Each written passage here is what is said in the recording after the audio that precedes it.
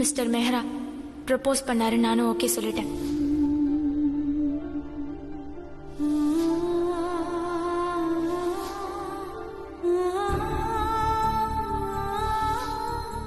நீ வேணா உன் நம்பிக்கையை இழந்திருக்கலாம், ஆனா என்னைக்கும் நான் உன்னை கைவிட மாட்டேன். I love you. இல்ல, நான் இதை ஒத்துக்க மாட்டேன். இப்படி நடக்க வாய்ப்பே இல்லை. உங்களுக்கு அண்ணனை பத்தி நல்லா தெரியும். யாராலையுமே அவரை ஃபோர்ஸ் பண்ண முடியாது. அவரோட விருப்பத்துக்கு மாறா யாராலையும் எப்பவும் நடந்துக்க முடியாது.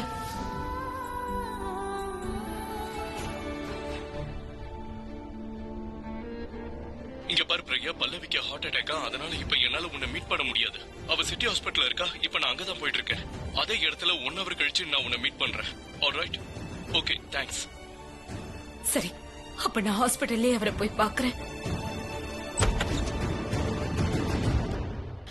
ஒருவேளை அவரு ட்ரிங்க்ஸ் எடுத்துட்டு இந்த மாதிரி பேசிருக்கலாம். ஆனா அவரு இந்த மாதிரி எல்லாம் பேச மாட்டாரு. கண்டிப்பா வாய்ப்பில்லை.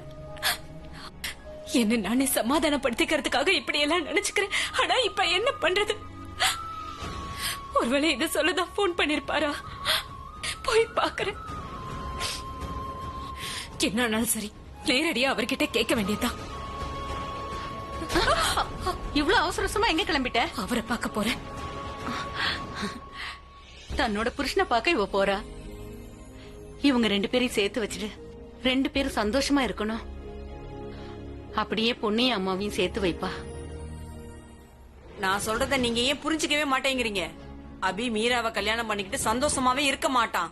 அவனோட மொத்த சந்தோஷமும் பிரகியா மட்டும்தான். பாட்டி பாட்டி, நீங்க முதல்ல அமைதியா உட்காருங்க சொல்றேன். என்ன அமைதியா உட்காருங்க? இங்க என் பேரனோட வாழ்க்கை தடமாறிக்கிட்டு இருக்கு. நீ என்ன அமைதியா உட்கார சொல்றிய எப்படி? இதனால நான் மட்டும் இல்ல, இந்த வீட்ல யாருமே சந்தோஷமா இருக்க மாட்டீங்க. நான் சந்தோஷமா இருப்பேன். நான் ரொம்ப சந்தோஷமா இருப்பேன் பாட்டி. பிரியா சொன்னதை கேட்டீங்களா? அவ சந்தோஷமா இருப்பா. இங்க பரவாயில்லையா? அவ குழந்தை, அவளுக்கு எதுவுமே தெரியாது. உனக்கு தான் எல்லாம் தெரியும்ல. நீயே சொல்லு, இங்க நடக்கிறது எல்லாமே தப்பாவே நடக்குது. இங்க பாருங்க பாட்டி, நாங்களும் மத்தவங்களும் அபியும் பிரக்யாவும் ஒண்ணு சேரத தடுக்கவே இல்ல. இது அவங்களோட முடிவு. நான் சொல்ல வர்றது, கியாராவுக்கு நடந்ததுல அந்த மாதிரி இவங்களும் விருப்பப்பட்டுதான் பிரியறாங்க. அதுக்கப்புறம் அவங்க ஒண்ணு சேரவே இல்ல. அது மட்டும் இல்லாம அவங்க என்ன குழந்தையா நம்ம போய் சொல்லி புரிய வைக்கிறதுக்கு? உங்க எல்லாருக்கும் மூளை குழம்பி போயிடுச்சு. கொஞ்சம் யோசிச்சு பாருங்க, யோசிச்சு பாருங்க. இந்நேரம் தள்ளு இருந்திருந்தா இதெல்லாம் பார்த்து அவ சந்தோஷப்பட்டிருப்பாளா என்ன? சொல்லு மித்தாலி, இதெல்லாம் பார்த்து அவ சந்தோஷப்பட்டிருக்கவே மாட்டா. கண்டிப்பா சந்தோஷப்பட்டிருக்க மாட்டா. இங்க பாரு ராஜ், இவங்க 2 பேருக்கும் சொல்லி புரிய வை. அவங்களுக்கு நான் என்ன புரிய வைக்கிறது? அவங்க சொல்றது சரிதான். ஆனா இதுக்காக நீங்க என்ன தப்பா நினைக்காதீங்க பாட்டி. ஆனா இதுதான் உண்மை. பிரக்யா விட்டு அபி தூரமா இருக்கும் போது அவன் ரொம்ப சந்தோஷமா இருக்கான். பிரக்யா எப்போ திரும்ப அவனுடைய லைஃப்க்கு வந்தாலோ அப்பல இருந்து அவனுக்கு கஷ்டம் மட்டும் இல்ல, தான். இப்படி நடக்க வாய்ப்பே இல்ல. கடவுளே, நான் சொல்றது ஏன் இவங்க புரிஞ்சுக்கவே மாட்டேங்கிறாங்க? தல்லு, நீ மட்டும் இங்க இருந்திருந்தேன்னா இன்னைக்கு அவங்க நம்ம கூட இல்லதான். இன்னைக்கு உங்க அக்கா உங்க கூட இல்ல. அதுக்கு காரணம் கூட அந்த பிரக்யா தான். உங்களுக்கு தான் எல்லாமே தெரியுமே. நீங்க எங்களுக்கு சொல்லி புரிய வைக்கிறதுக்கு பதிலா நீங்க ஏன் புரிஞ்சுக்க மாட்டேங்கிறீங்க? பாட்டி, நான் உங்களுக்கு கஷ்டத்தை கொடுக்க விரும்பல. அதாவது எப்ப பிரக்யா அண்ணனை விட்டு போனாலோ அப்பதான் பாட்டி இந்த உலகத்தை விட்டு. எப்ப உறவுகளால நல்லது நடக்கவே இல்லையோ அப்ப அந்த உறவை முறிச்சுக்கிறதுல என்ன தப்பு இருக்கு? ஆலியா, நான் சொல்றத காது கொடுத்து கேட்டுக்கோ. அபியும் மீராவும் கல்யாணம் பண்ணிக்கிறதுல எனக்கு சந்தோஷமே கிடையாது. எந்த காலத்திலயும் சந்தோஷப்படவே நீங்க மாட்டேன். இப்படி சொன்னீங்கன்னா இந்த வீட்டை விட்டுட்டு நீங்க உங்க வீட்டுக்கு தாராளமா போங்க.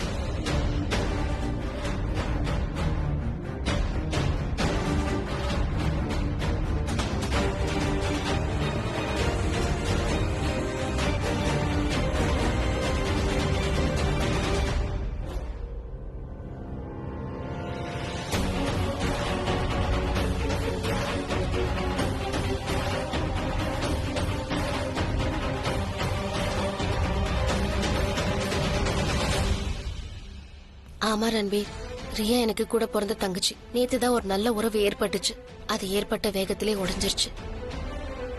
என்னாச்சு? என்ன யோசிச்சுட்டு இருக்க? நான் என்ன யோசிக்கிறேன்னா, அப்போ பிரியா உன்னோட தங்கச்சினா அப்போ உன்னோட மாமும் உன்னோட மாமும் சீஃபோ ஹஸ்பண்ட் அண்ட் வைஃப். அவங்க ஹஸ்பண்ட் அண்ட் வைஃப். அத பத்தி எனக்கு எதுவுமே தெரியாது. அது இல்லாம எனக்கு எப்படி தெரியும்?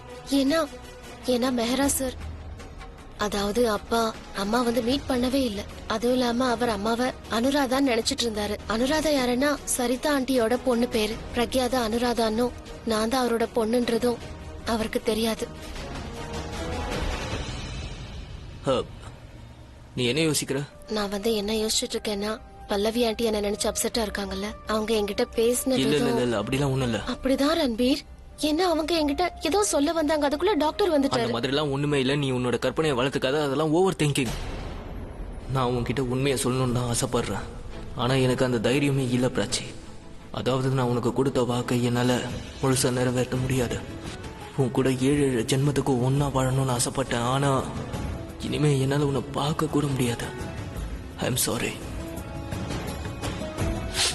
Ranbir, I can understand. நீ அம்மாவை நினைச்சு ரொம்ப கவலைப்பட்டுட்டு இருக்க. பட் எல்லாம் சரியாயிடும். நானா உன்னை வெளியே வரைக்கும் கொண்டு வந்து இல்ல விடுறேன். பரவாயில்ல, நான் போய்க்கிறேன். நீ பல்லவி ஆண்டி பக்கத்துல இரு, அப்பதான் அவங்க சந்தோஷப்படுவாங்க. பிராச்சி இரு, கொஞ்ச நேரம் கழிச்சு போலாம். ரன்பீர், நான் உங்ககிட்ட என்ன சொன்னேன்? நீ இப்ப அம்மா கூட இருக்க வேண்டியது அவசியம். நான் போய்க்கிறேன். எதுவா இருந்தாலும் எனக்கு கால் பண்ணு, ஓகே? பிராச்சி கொஞ்சம் உன் காதலா என் இதயத்தை நீ துடிக்கவை.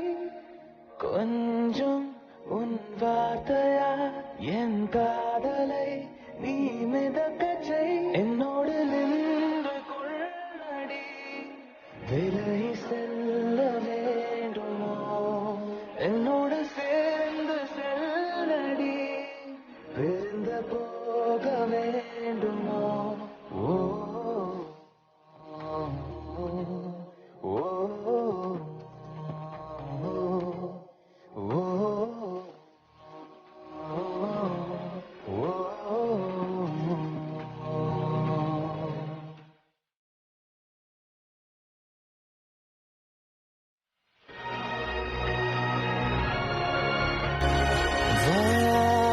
வசம் வாழ்க்கையே உன் வசம், வாசமாய் மாறுதே, சுவாசமாய் ஆகுதே.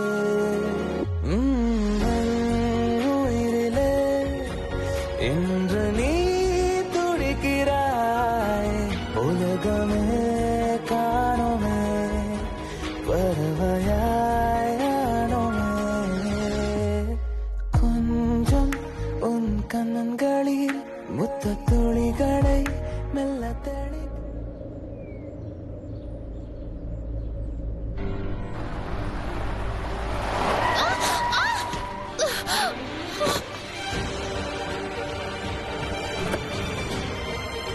Prachi, are you okay? Sorry. உன் கையில உன்னோட கவனம் எல்லாம் எங்க இருந்தது? வண்டி வந்துகிட்டு இருக்க, நீ பாட்டு குறுக்க. கம்மியா பொறுமையா. சிட் சிடம். ஷிட், இரு, நான் போய் ஃபர்ஸ்ட் எய்ட் கொண்டு வரேன்.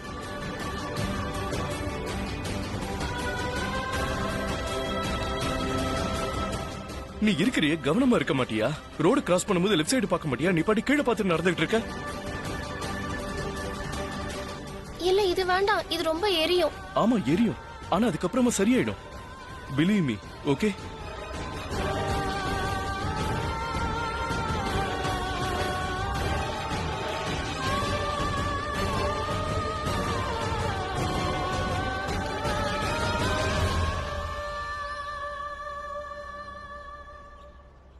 அப்பா அப்பா அப்பா அப்பா அப்பா அப்பா அப்பா. நான் உங்க பொண்ணுன்னு தெரியாதப்பவே இதே மாதிரிதான் நீங்க என்ன பத்திரமா பாத்துப்பீங்க.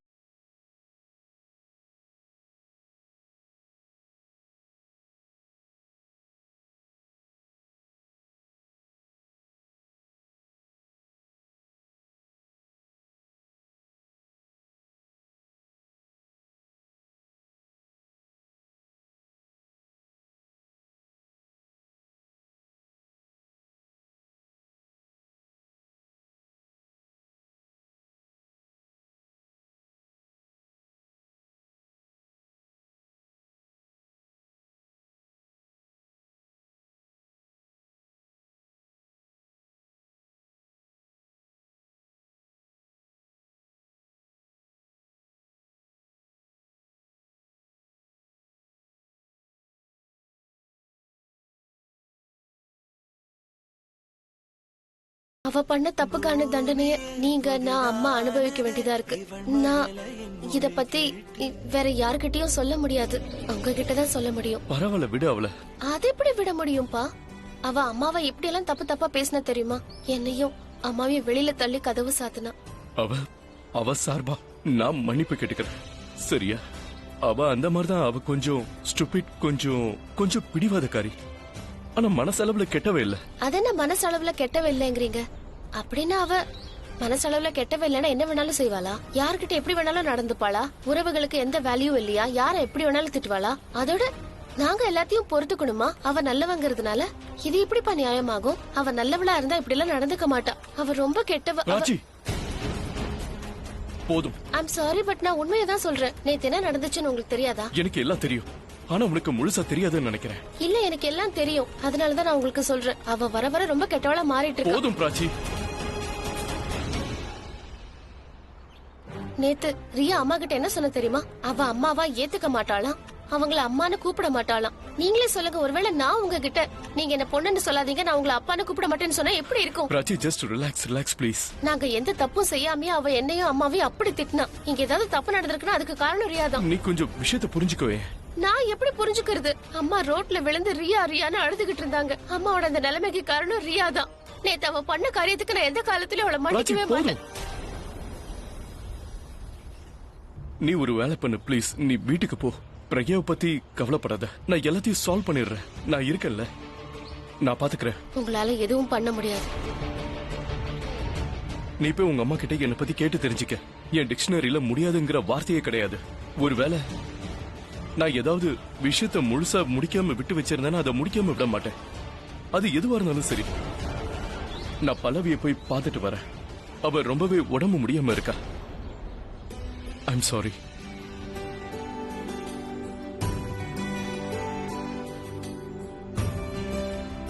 பிராச்சி, நான் சொல்ல வர ஒரு விஷயத்த தெளிவா புரிஞ்சுக்க. இந்த ரியா இருக்கால, 20 வருஷமா அம்மா இல்லாம தனியாவே வளர்ந்துட்டா. அவ கொஞ்சம் பிடிவாதக்காரிதா. ஏதோ ஒரு விதத்துல ஏமலையும் தப்பு இருக்கு, கொஞ்சம் அப்படி இப்படிதான். ஆனா நீ நினைக்கிற அளவுக்கு அவ கெட்டவ கிடையாதுமா. அம்மாவை பாத்துக்க.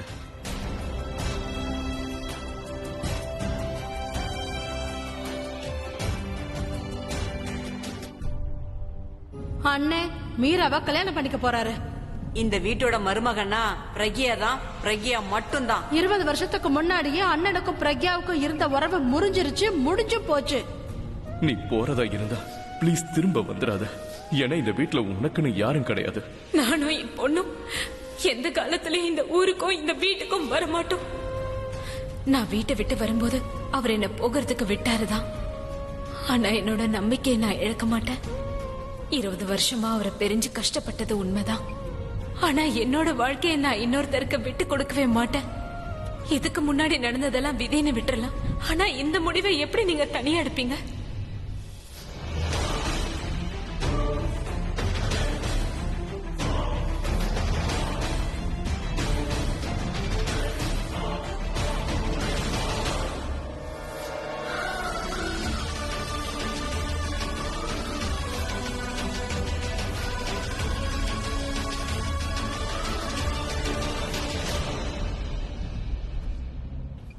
நீங்க சீக்கிரமாவே பில்ல ரெடி பண்ணிட்டீங்கன்னா நாங்க உடனே கிளம்பிடுவோம். சரிங்க சார். ஓகேவா? ப்ளீஸ்.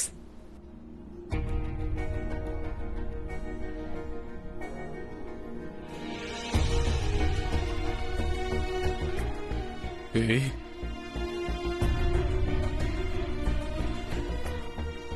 இதுக்காக நான் உன்னை திட்டாம விட்டுருவேன் நினைச்சுக்காத. என்ன தைரியம் தான் நேத்து ஃபுல்லா எனக்கு போன் பண்ணாம இருந்திருப்ப. கான்ஃபரன்ஸ் ஞாபகம் வந்து எனக்கு கால் பண்றியா? ஏய்,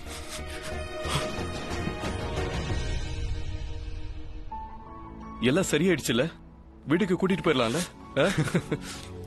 ஏய், கம்மியா டோன்ட் வரி, அவளுக்கு ஒண்ணும் ஆகாது. Yes chief. இங்கதான் இருக்கீங்களா? சூப்பர்மா, சூப்பர். நீங்க கூட போன் பண்ணல. இனிமே எதுவா இருந்தாலும் முதல்ல நீங்க எனக்கு தான் கால் பண்ணணும், சரியா? அச்சச்சோ, பல்லவி இன்னும் பாக்கல.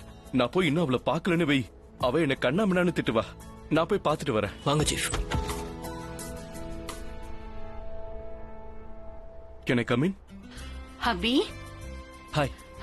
come in. நீ நீ எதுக்கு இங்க வந்த? உனக்கு என்ன பைத்தியமா? வீட்டுக்கு வந்ததுக்கு அப்புறம் வந்து பார்க்கலாம் இல்லையா? ஆபீஸ்ல அவ்வளவு வேலை இருக்கு.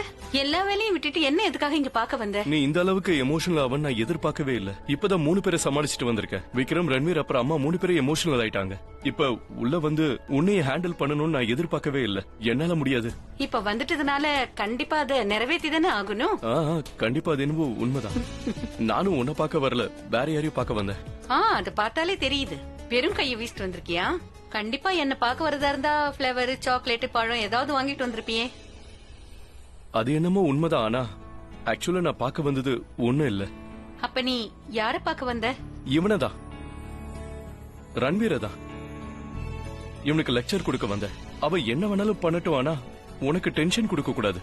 ஏன்னா எல்லாரை விட அதிகமா உன்னை இவன் தான் பாத்துக்கணும். ஜோக்ஸ் அபார்ட், இனிமே நீ ரொம்ப கவனமா இருக்கணும். இனிமே உனக்கு நிறைய பொறுப்பு வர போகுது. ஞாபகம் இருக்குல்ல? அஃப்கோர்ஸ் ஞாபகம் இருக்கே. என்னோட எல்லா பொறுப்புகளும் நல்லாவே ஞாபகம் இருக்கு. ஆமா, 2 பேரும் ஏன் உங்களுக்குள்ள பேசிக்கிறீங்க? நீங்க என்ன பேசிக்கிறீங்களோ அதை எனக்கும் கொஞ்சம் சொல்லுங்க. அத்தை, அபி ரியா ரன்வீர் விஷயத்தை பத்தி பேசுறாரு. அம்மா, நீங்க எப்பவுமே ரொம்ப எமோஷனல். ஆனா பல்லவி எப்பவுமே ரொம்ப ஸ்மார்ட்.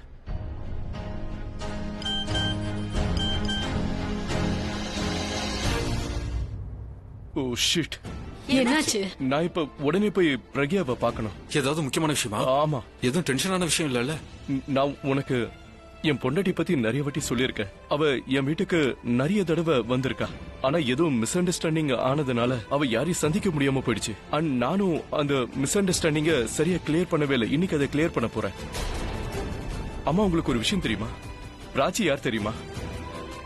பிராச்சி இருக்கால, அவ அனுராதாவோட பொண்ணு இல்ல, அவ பிரக்யாவோட பொண்ணு.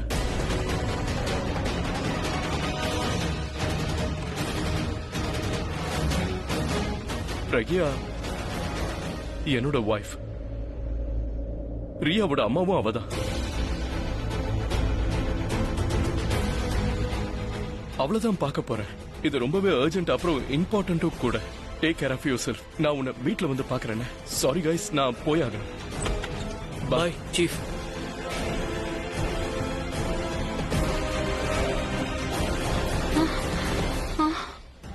இன்னும் இவரை காணோம்.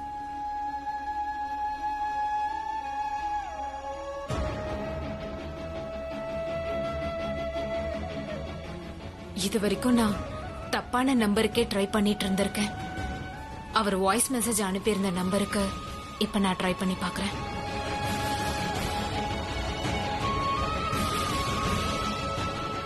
இந்த போன் ஏன் பிஸின்னு போயிட்டே இருக்கு? திரும்பவும் பிஸி.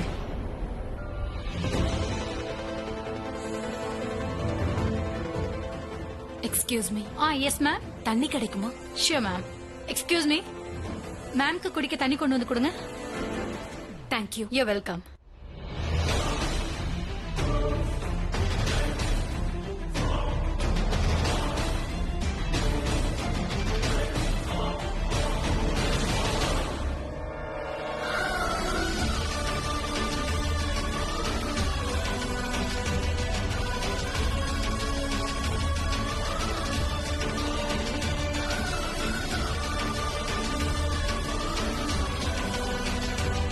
Excuse me.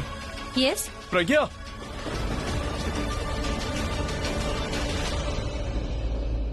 அண்ணே, மீராவை கல்யாணம் பண்ணிக்க போறாரு.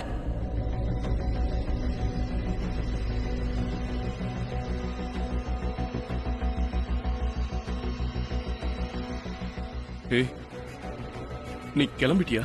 இல்ல, நான் அப்பவே நினைச்சேன். ஒரு முக்கியமான விஷயம் உன்கிட்ட பேசணும். மெசேஜ் கிடைச்சதா?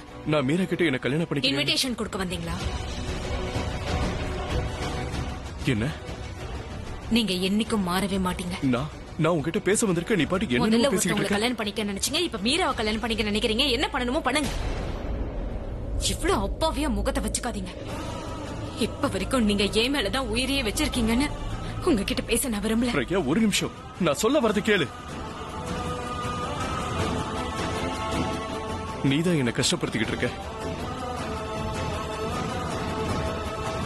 பிரக்யா, நான் சொல்ல வரது கேளு ப்ளீஸ் பிரியா கொஞ்சம் நில்லு.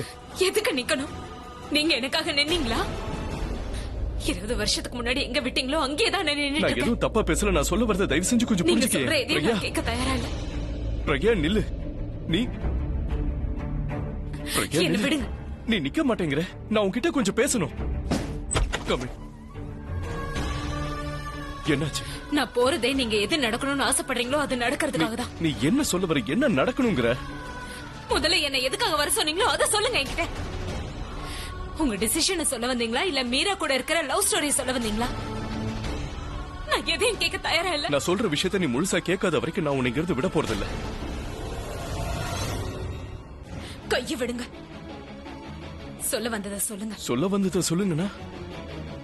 பிரக்யா நீ எல்லாத்தையும் புரிஞ்சுப்ப நான் நினைச்சேன். புரிஞ்சுக்கணுமா? இன்னொருத்தைய கல்யாணம் படிக்கிறத பத்தி பேச போறீங்க, அத நான் புரிஞ்சுக்கணும். ஐம் சாரி, அந்த பிரகையெல்லாம் நான் இப்ப இல்ல. நீங்க என்ன ஸ்டோரி சொன்னாலும் அதை நான் ஒத்து பண்ணீங்க நினைச்சீங்களா? பிரக்யா ஸ்டோரினா என்ன? தனுவ கல்யாணம் பண்ணிக்க போகும்போதோ இதே ஸ்டோரி தானே சொன்னீங்க. நீதான் என்ன தனு கல்யாணம் பண்ணிக்க சொன்ன. ஏன்னா தனு வயித்துல இருக்கிற குழந்தைக்கு அப்பா நீங்க தான் நான் நினைச்சேன். நீ நினைச்சா அதுல ஏன் தப்பு என்ன இருக்கு? உங்க தப்பு எதுவும் இல்லையா?